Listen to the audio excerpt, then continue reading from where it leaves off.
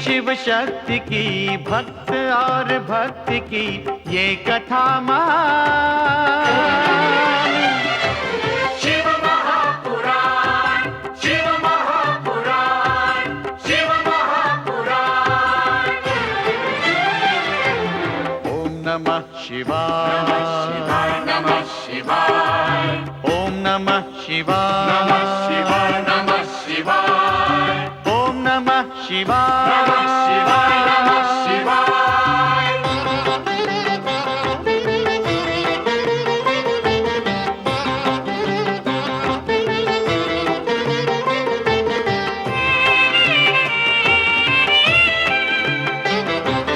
आशुतोष नीलकंठ शंभु अविनाशी, गंगाधर महादेव जो है कैलाशी। आशुतोष नीलकंठ शंभु अविनाशी, गंगाधर महादेव जो है कैलाशी। शिव का बस नाम ही, भक्ति और ध्यान ही कर दे कल्याण। शिव महापुराण, शिव महापुराण, शिव महापुराण।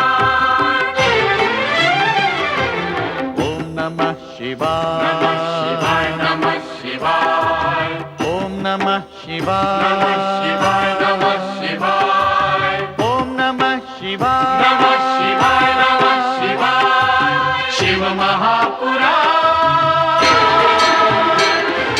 शिव महापुराण, शिव महापुराण, शिव महापुराण, शिव महापुराण।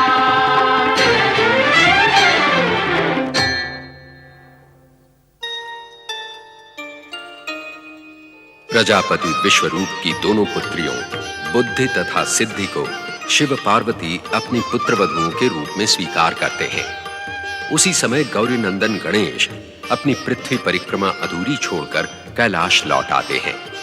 चतुर गणेश शिव पार्वती को प्रणाम करके कहते हैं, पृथ्वी परिक्रमा से अधिक महिमा माता पिता की परिक्रमा की है, यही सोचकर मैं लौट आया हूं। तत्पश्चात श्री गणेश शिव पार्वती की भक्ति पूर्वक प्रदक्षिणा करके पृथ्वी परिक्रमा का पुण्य अर्जित करते हुए माता पिता का आशीर्वाद भी प्राप्त करते हैं। देवर्षि नारद कैलाश से विदा होकर पृथ्वी परिक्रमा कर रहे कार्तिकेय से भेंट करके उन्हें बताते हैं कि गणेश ने माता पिता की परिक्रमा करके पृथ्वी परिक्रमा का श्रेय प्राप्त कर लिया है। अपने अनुज के विजयी होने पर उदार हृदय कार्तिकेय प्रसन्न होते हैं। वे कैलाश लौटकर विजयी गणेश को बधाई देते हैं तथा माता पिता से आज्ञा लेकर पुनः दक्षिण लौट जाते हैं। इसी बीच तारकासुर के 3 पुत्र तारकाक्ष, कमलाक्ष तथा विद्युन्माली अपने पिता की मृत्यु का प्रतिशोध लेने ब्रह्मा की आराधना करते हुए कठोर तपस्या प्रारंभ करते हैं। उनकी कठोर तपस्या से संतुष्ट होकर परमपिता ब्रह्मा प्रकट होते हैं तथा उनकी इच्छानुसार तीनों को पृथ्वी, अंतरिक्ष तथा आकाश में सभी की दृष्टि से ओझल रहने वाले लोह, रजत तथा स्वर्ण के 3 ऐसे पुर पाने का वरदान देते हैं जिनका निर्माण दैत्य शिल्पी मय दानव के हाथों हो। 1 सहस्र वर्ष में एक बार अभिजित मुहूर्त तथा पुष्य नक्षत्र पर मिलने वाले इन 3 पुरों का अंत केवल भगवान शिव ही कर सकते हैं। ये वरदान देकर ब्रह्मा मय दानव का स्मरण करते हैं।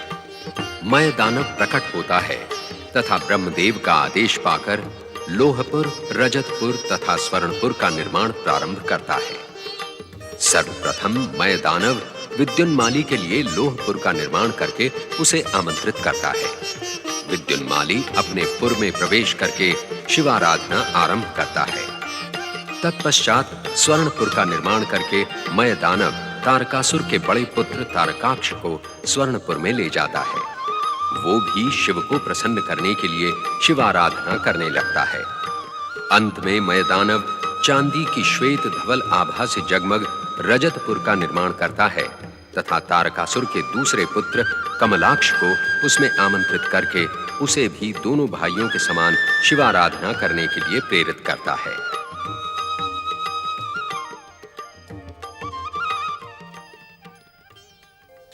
ओम नमः शिवाय। ओम नमः शिवाय। ओम नमः शिवाय।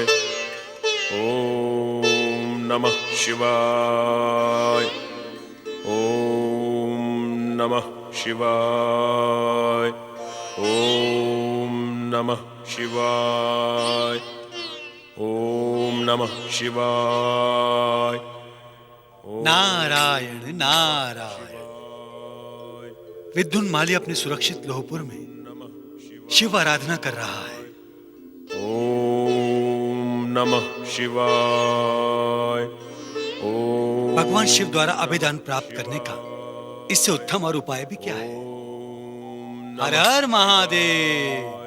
जय शिव शंकर। ओम नमः शिवाय। ओम नमः शिवाय। ओम नमः शिवाय। ओम नमः शिवाय। ओम नमः शिवाय। ओम नमः शिवाय। ओम नमः शिवाय। धन्य है परमपिता ब्रह्मदेव, आप धन्य हैं। नमः भक्त जो भी वरदान मांगता है आप उसे दे देते हैं। ओम नमः शिवाय। ओम नमः शिवाय। ओम कमलाक्ष मय दानव द्वारा निर्मित रजतपुर में कितना सुरक्षित है। नमः शिवाय। नारायण नारायण। नमः शिवाय। ओम नमः शिवाय। ओम नमः शिवाय।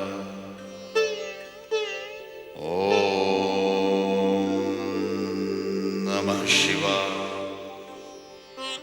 ओम नमः शिवाय।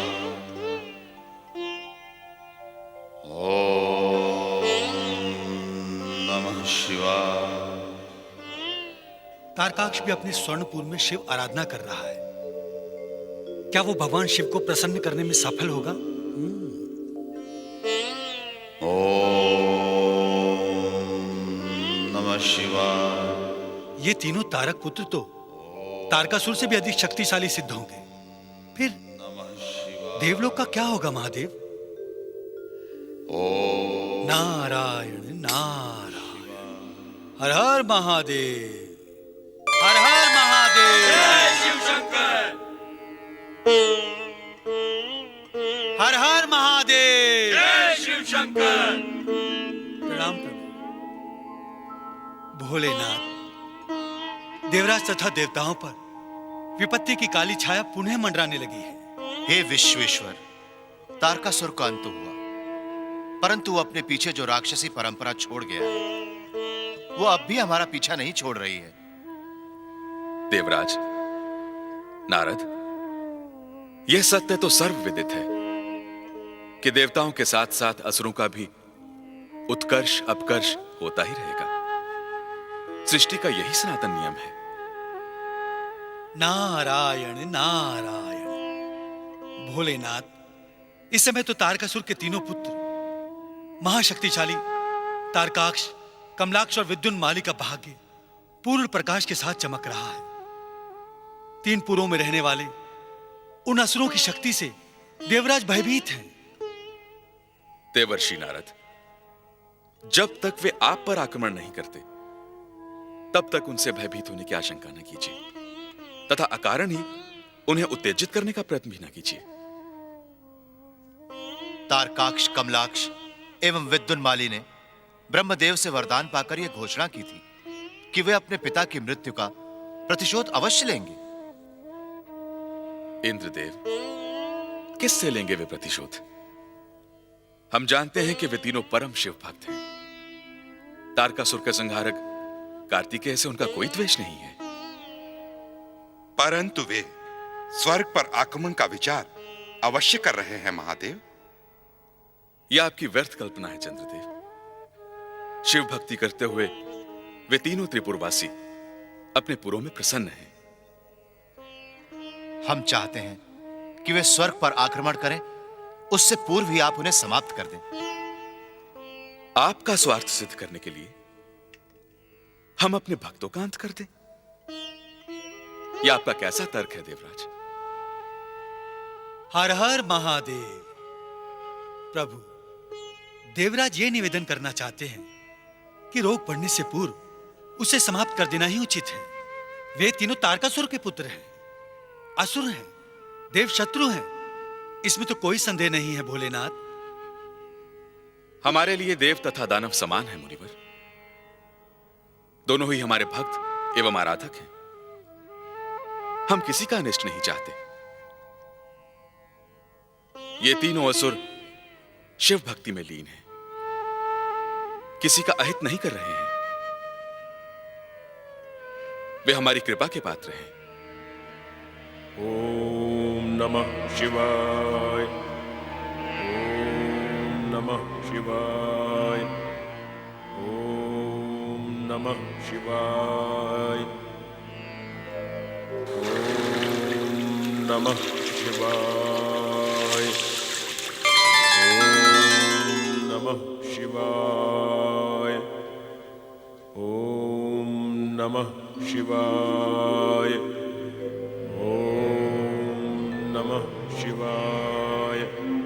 ओम नमः शिवाय। विद्युन्माली ने भूलोक में अपना अभेद्य लोहपुर बनाया है।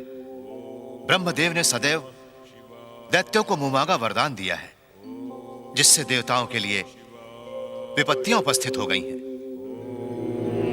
नमः शिवाय। ओम नमः शिवाय। ओम नमः शिवाय। ओम नमः शिवाय। ओम नमः शिवाय। ओम नमः शिवाय। ओम नमः शिवाय। ओम नमः। कमलाक्ष ने आकाश में अपना अभेद्य रजतपुर बनवाया है। वो शिव वरदान द्वारा अभयदान प्राप्त करना चाहता है। हम देवताओं को अपनी रक्षा का उपाय सोचना ही पड़ेगा। शिवाय। ओम नमः शिवाय। ओम नमः शिवाय। ओम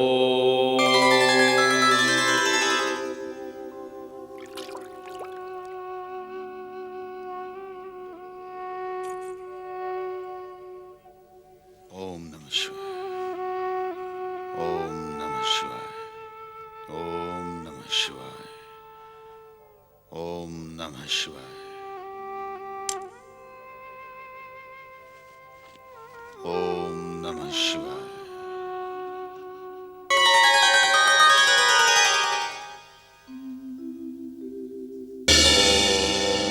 ओम नमः शिवाय। ओम नमः शिवाय। ओम नमः शिवाय। ओम नमः शिवाय।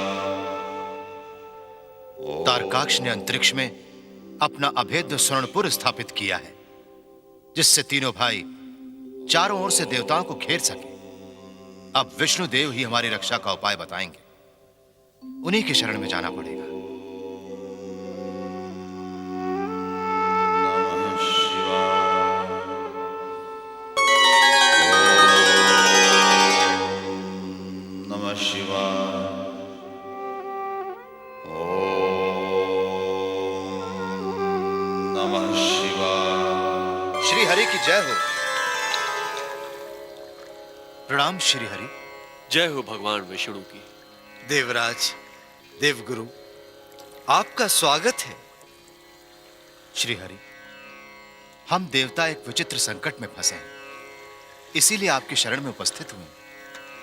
देवराज, आपके दुखों का निवारण करना हमारा परम कर्तव्य है। आपके अतिरिक्त देवताओं की रक्षा कोई नहीं कर सकता है प्रभु। कहिए देवगुरु, हम आपकी क्या सहायता कर सकते हैं? श्री हरि, आपसे तो कुछ भी छिपा नहीं है। तारकासुर के तीनों पुत्रों ने ब्रह्मदेव से वरदान पाकर देवताओं के लिए संकट उपस्थित कर दिया है। देवराज, परंतु हमें ज्ञात हुआ है, ब्रह्मदेव से वरदान पाने के पश्चात तारकासुर के तीनों पुत्र तारकाक्ष, कमलाक्ष, विदुन्माली शिव आराधना कर रहे हैं। वे शिव आराधना इसलिए कर रहे हैं कि आशुतोष शिव को प्रसन्न करके वे अवध्य हो जाएं और फिर देवताओं से अपने पिता की मृत्यु का प्रतिशोध ले। उन्होंने पहले से ही ब्रह्मदेव से वरदान लेकर 3 अभेद्य पुरों को प्राप्त कर लिया है। तारकाक्ष ने स्वर्णपुर में, कमलाक्ष ने रजतपुर में तथा विद्युन्माली ने लौहपुर में अभेद्य दुर्गों को प्राप्त कर लिया है, जहां पर उन पर कोई भी शत्रु आक्रमण नहीं कर सकता। परंतु देवराज, ब्रह्मदेव ने वरदान देते समय यह भी कहा था कि यदि वो धर्म भ्रष्ट हुए तो भगवान शिव शंकर के हाथों मारे जाएंगे। ब्रह्मदेव के इस कथन से वे अपनी सुरक्षा हेतु शिव की आराधना कर रहे हैं, ताकि आशुतोष शिव प्रसन्न होकर उन्हें अभयदान दे दे और उन्हें मृत्यु का भय न रहे। समस्या अति विकट है देवगुरु। शिव आराधना करने वाले उन असुरों को समाप्त करने का विचार करना ही अनुचित है। आप शिव शरण में जाइए, वो ही इसका कोई उपाय सुझा सकते हैं। हमने भगवान शिव शंकर के शरण में जाकर इस बात का अनुरोध किया है श्री हरि। हमने उन्हें यह भी स्मरण कराया है कि ब्रह्मदेव द्वारा दिए गए वरदान के अनुसार तीनों तारक पुत्रों का संहार वे ही कर सकते हैं। तो क्या कहा शिव शंकर ने? उन्होंने कहा कि शिव आराधना में लीन अपने भक्तों का वध वे कदापि नहीं करेंगे। सत्य कहा शिव शंकर ने। शिव भक्ति में लीन उन तीनों असुरों को समाप्त करने का विचार करना ही अनुचित है। अब आप ही बताइए, हम आपकी कैसे सहायता कर सकते हैं?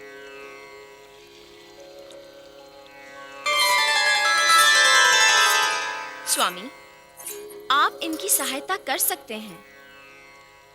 प्रणाम देवगुरु। नमस्कार देवराज। प्रणाम माता लक्ष्मी। देवी लक्ष्मी, क्या तुम देवराज की समस्या से अवगत हो? स्वामी, आप ही ने तो बताया था कि तारकासुर के तीनों पुत्रों ने कठोर तपस्या कर ब्रह्मदेव से 3 अभेद्य पुरों का वरदान पाया है। माता लक्ष्मी, श्री हरि से हम यह निवेदन कर चुके हैं।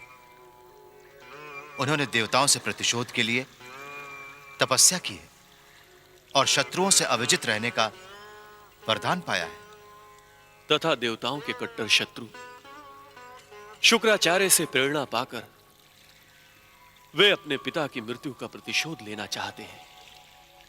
शिव आराधना में यदि वे सफल हुए तो उनका एकमात्र लक्ष्य होगा स्वर्ग का सिंहासन।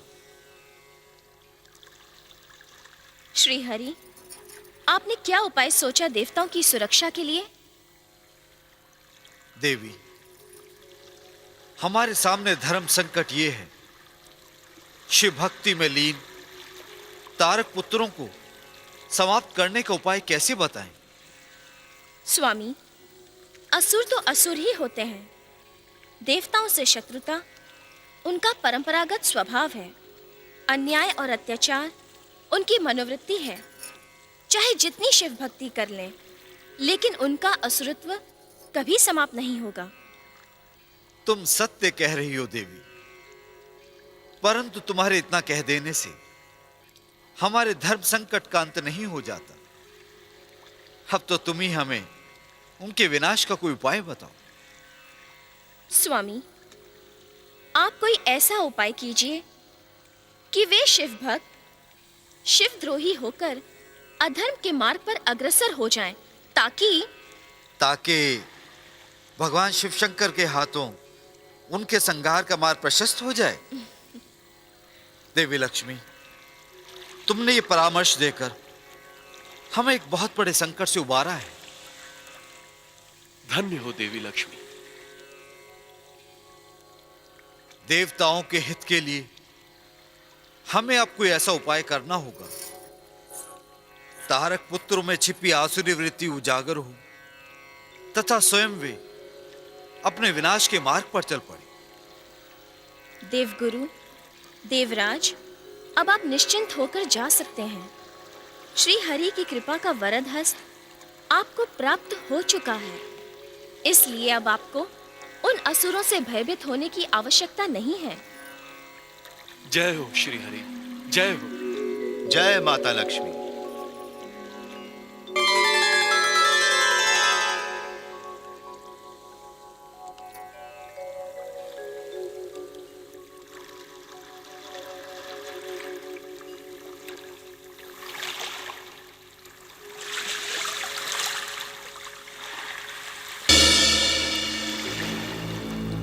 प्रणाम श्री हरि।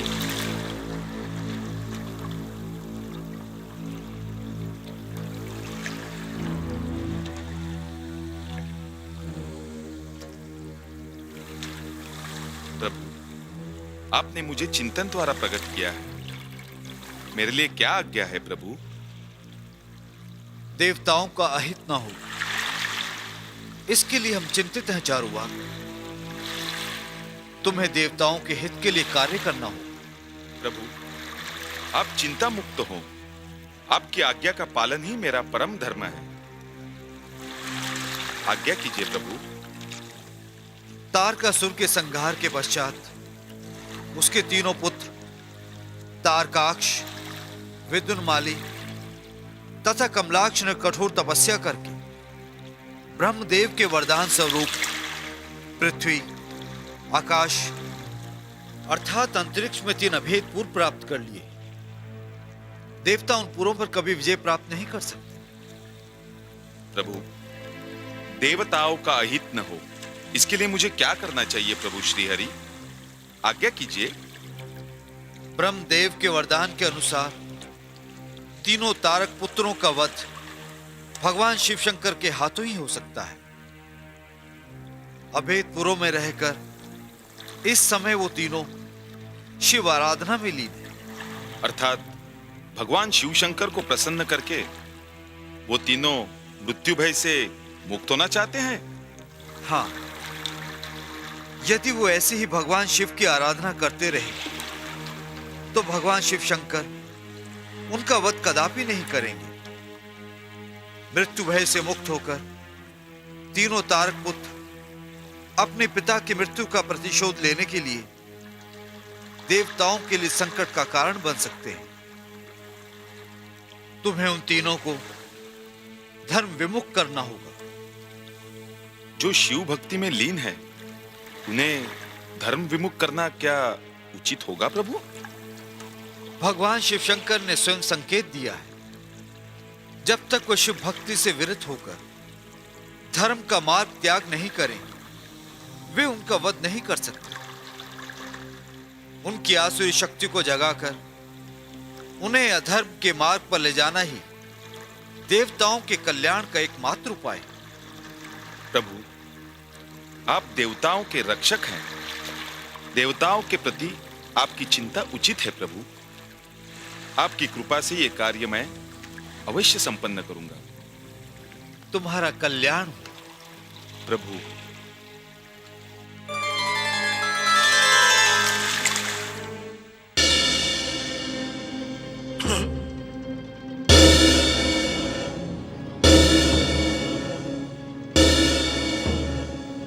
अपरिचित व्यक्ति हमारे अभेद्यपुर में?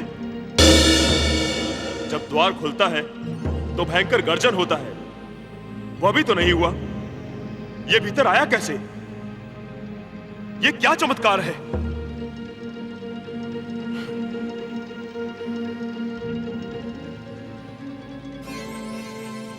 कौन है तू? इस अभेद्य दुर्ग में प्रवेश कैसे किया? कहां से आया है? तुम्हारे कई प्रश्नों का उत्तर मैं एक साथ नहीं दे सकता विद्युन्माली। यदि शीघ्र उत्तर नहीं दिया तो मैं तेरी हत्या कर दूंगा। हत्या करके भी देख लो, तुम मेरा कुछ नहीं बिगाड़ सकते विद्युन्माली। मुझे चुनौती दे रहा है? ये ले।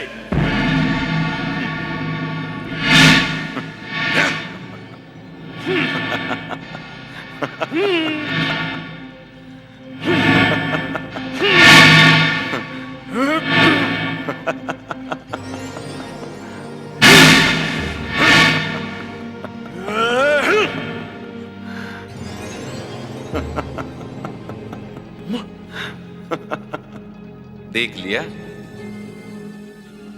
तू कोई मायावी है। मैं केवल दैत्यों का शुभ चिंतक हूं विद्युन्माली। तुमने इस अभेद्यपुर में प्रवेश कैसे किया? मैं प्रवेश नहीं करता, प्रकट होता हूं। अपनी इच्छा शक्ति से कहीं भी कभी भी प्रकट हो सकता हूं। तुम्हारे यहां आने का कारण क्या है? शुभेच्छा, केवल शुभेच्छा। तुम्हारे यहां आने से मेरा यह भ्रम टूट गया कि ये पूरा अभेद्य है। सचमुच ये पूर्व अभेद्य है विद्युन्माली। देवता, दानव, मानव कोई इसका भेदन नहीं कर सकता। तुम दैत्य को शुभचिंतक क्यों? कारण क्या है? क्योंकि देवता दूसरों के भरोसे पर अधिकार जमाए रखना चाहते हैं, पर दैत्य तो पराक्रमी और स्वावलंबी है। इसीलिए मुझे उनके कल्याण की चिंता लगी रहती है। हम तुम्हारी स्पष्ट बातों से प्रभावित हुए हैं विद्युन्माली। मैं तुम्हारे उन गुणों से प्रभावित हूं जिन्हें तुम स्वयं नहीं जानते। वो कौन से गुण हैं मुझमें? नेतृत्व, निष्ठा, शौर्य के गुण विद्युन्माली। अपने में निहित क्षमता को पहचानो, उसका सदुपयोग करो। अब आप ही मेरा मार्गदर्शन कीजिए। इसी उद्देश्य को लेकर हम यहां प्रकट हुए हैं विद्युन्माली। बताओ, शिव आराधना में सारा समय लगाकर क्या पाओगे तुम? आपका अभिप्राय क्या है? विद्युन्माली, तुम्हारे पास सभी सुखभोग की सामग्रियां उपलब्ध हैं। उन्हें अपने पौरुष और उद्यम से पाया है तुमने। उनका भोग ही सत्य है। इंद्रियों की तृप्ति ही परम धर्म है। आप सत्य कह रहे हैं। यह देह, पूजा पाठ जब तब में सुखाने के लिए नहीं है। मेरे पूर्वज भी कर्म और पुरुषार्थ के समर्थक रहे हैं। अब दुर्लभ सुखों का भोग ही हमारा लक्ष्य होगा। हमें संतोष हुआ विद्युन्माली। पूजा पाठ जैसे निरर्थक बंधनों से तुम मुक्त हो गए। तुमने असुरी जीवन के वास्तविकता का लक्ष्य जान लिया है। चारुवाक, मेरे भाई कमलाक्ष, तारकाक्ष को भी यदि ये रहस्य ज्ञान समझाओगे तो हम आपका आभार मानेंगे। मैंने इसी उद्देश्य से लोहपुर, रजतपुर और स्वर्णपुर की यात्रा करने का निर्णय किया है विद्युन्माली। अब मैं आपसे आज्ञा चाहता हूं। प्रणाम विद्युन्माली।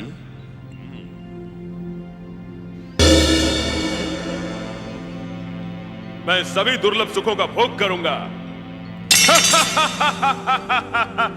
आज से यहां शिव आराधना नहीं होगी। हम दुर्लभ सुख भोगेंगे।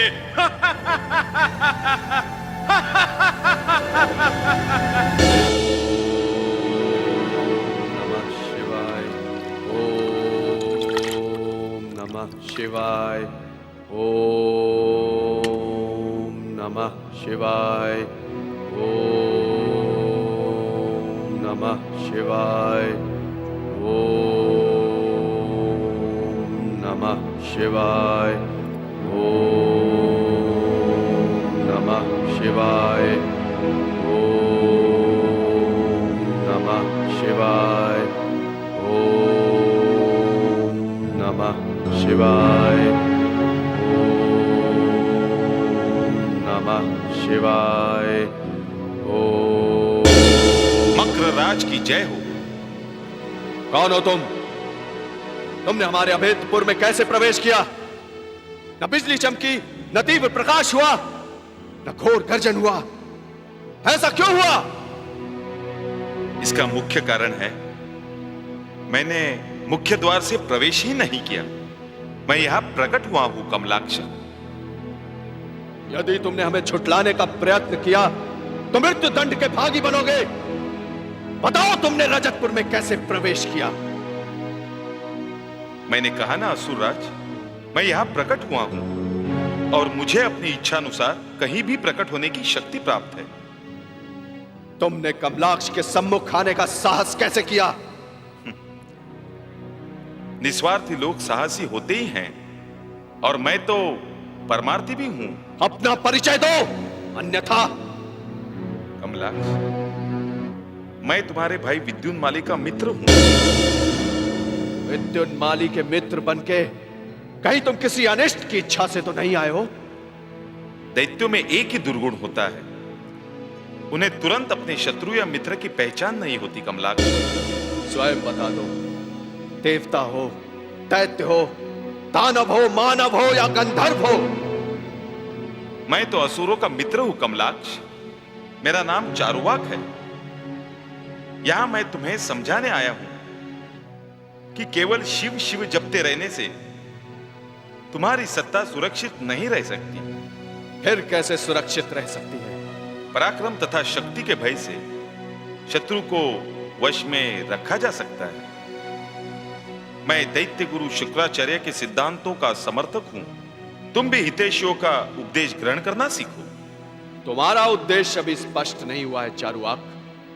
कमलाक्ष, तुम इस शिव शंकर की आराधना करते हो जिसके पुत्र कार्तिकेय ने तुम्हारे पिता तारकासुर का वध किया था? कार्तिकेय द्वारा हमारे पिता के वध का स्मरण दिलाकर हमें शिव आराधना से विमुख करना चाहते हो? नहीं, तुम श्रद्धा से नहीं, तुम भय से शिव की आराधना करते हो। ब्रह्मदेव का वरदान है, शिव के अतिरिक्त तुम्हारे इन पुरों का भेदन कोई नहीं कर सकता। यह सत्य है। और यह भी सत्य है, मृत्यु केवल एक बार प्राण लेती है, पर मृत्यु का भय नित्य प्राण लेता है। कमलाक्ष, इस रजतपुर में छिपकर तुम तारकासुर के ऋण से उऋण नहीं हो सकते। कैसा ऋण? अपने पिता की मृत्यु का प्रतिशोध, यह तुम्हारा कर्तव्य है और दैत्यों की परंपरा भी। अंतरिक्ष में सूर्य प्रकाश से तुम्हारा रजतपुर नक्षत्र प्रतीत होता है और चंद्रमा के प्रकाश में ऐसा विलीन होता है कि ढूंढ पाना कठिन है। देवता इसका भेदन नहीं कर सकते। शिव से तुम्हारा शत्रुत्व नहीं है, फिर तुम्हें डर किस बात का? मैं समझा नहीं। हमारा विश्वास करो कमलाक्ष, मैं तुम्हें वो मार्ग दिखाऊंगा जहां सुख ही सुख है। वो कौन सा मार्ग है? कर्म का मार्ग। कर्म ही गुरु है, कर्म ही पूजा है, कर्म ही ईश्वर है। सुखों का मिलना स्वर्ग और सुखों से वंचित रहना नरक। उठो दैत्यवीर, दुर्लभ सुखों का भोग करो। मैं धन्य हुआ, मैं समझ गया। पूजा पाठ केवल छलावा है। जीवन में प्राप्त सुखों का भोग जीवन की सार्थकता है। अब शिव पूजा नहीं होगी, अब केवल मेरी पूजा होगी, केवल मेरी पूजा।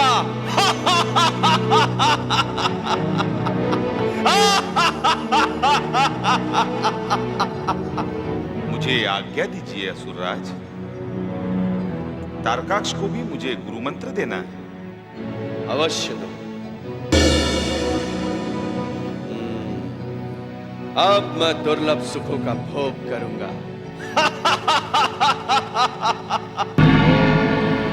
नमः शिवाय। ओम नमः शिवाय।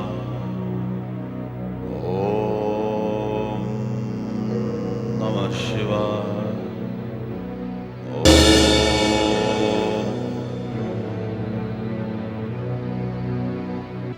कौन हो तुम? स्वर्णपुर के निवासी नहीं जान पड़ते? बताओ, कौन हो तुम? मैं चारुवाक हूं। स्वर्णपुर में प्रवेश करते समय तुम्हें इसकी प्राचीर की ज्वाला ने जलाया नहीं? महाराज, मैं आपके सम्मुख खड़ा हूं, आप स्वयं देख लीजिए। मैं दानव ने मुझसे छल किया। उसने कहा था, जो भी प्राणी स्वर्णपुर में प्रवेश करने का प्रयत्न करेगा वो जलकर भस्म हो जाएगा। उसने सत्य कहा है। फिर तुमने कैसे प्रवेश किया, शीघ्र बताओ। महाराज, मैं अपनी इच्छा शक्ति अनुसार कहीं भी प्रकट हो सकता हूं। आश्चर्य है।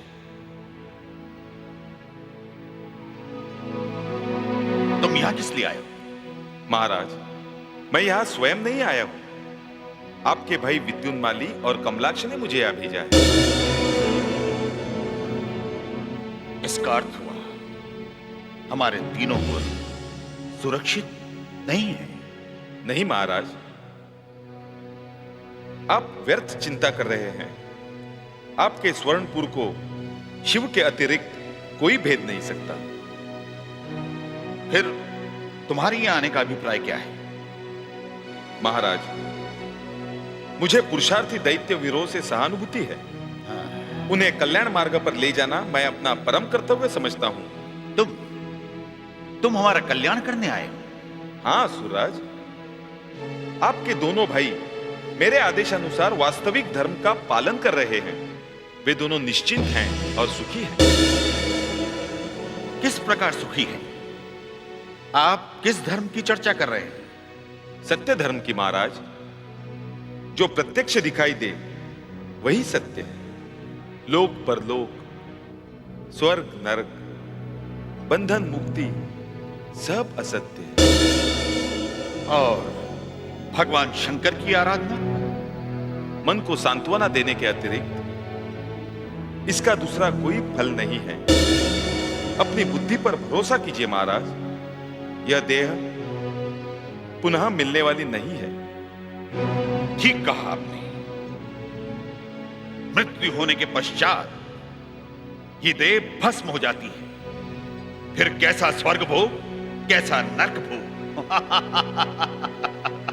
महामते, आप अपने मन में दृढ़ निश्चय कर लीजिए।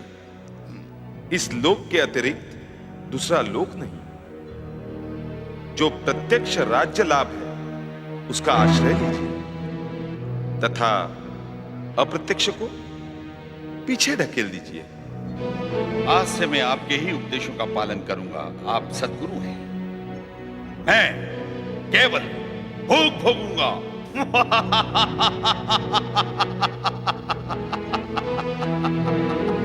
आज से शिव मंदिरों में ताला लगा दो।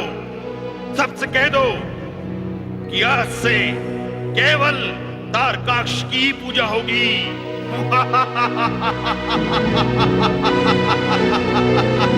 चारवाक द्वारा प्रेरित एवं उत्तेजित 3 तारक पुत्र तारकाक्ष, कमलाक्ष एवं विद्युन्माली शिवाराधना का त्याग करके आसुरी वृत्ति में लीन हो जाते हैं तथा स्वच्छंद और निरंकुश होकर पृथ्वीवासियों पर मनमाने अत्याचार करने लगते हैं। हर हर महादेव। जय शिव शंकर। जय भोलेनाथ। जय भोलेनाथ। महादेव, आपकी कृपा दृष्टि प्राप्त करने के लिए हम सब यहाँ उपस्थित हुए हैं। शिव शंकर, आपकी सहायता से संसार के सभी दुखों का अंत होता है।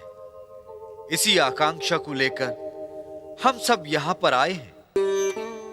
श्रीहरि, ब्रह्मदेव, सृष्टि के पालनहार तथा रचनाकार आप ही हैं। ऐसा कौन सा संकट है जो आप दूर नहीं कर सकते?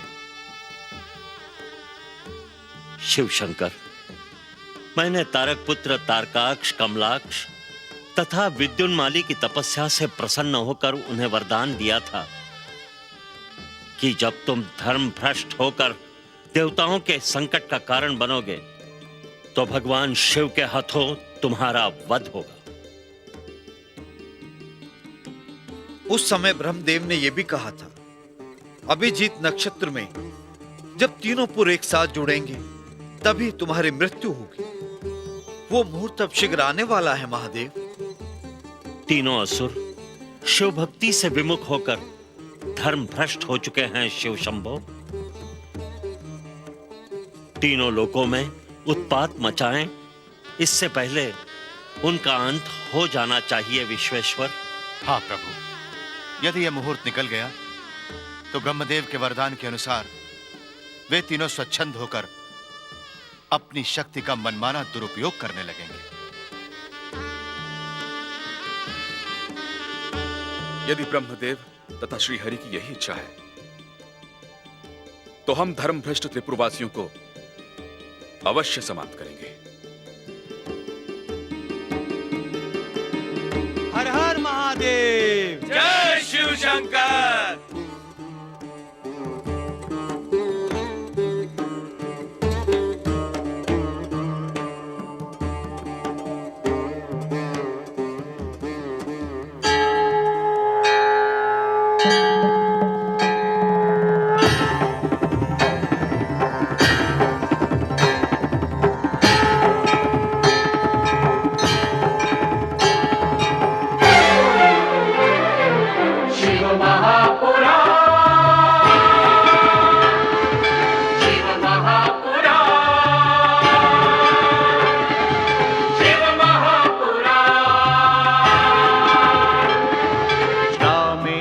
सोमनाथ जय भीमा शंकर, महाकाल वैद्यनाथ जय केदारेश्वर। रामेश्वर सोमनाथ जय भीमा शंकर, महाकाल वैद्यनाथ जय केदारेश्वर। नाथों के नाथ की, भोले विश्वनाथ की महिमा का गान। शिव महापुराण, शिव महापुराण, शिव महापुराण। ओम नमः शिवाय, नमः शिवाय, ओम नमः शिवाय, नमः शिवाय, ओम नमः शिवाय, नमः शिवाय।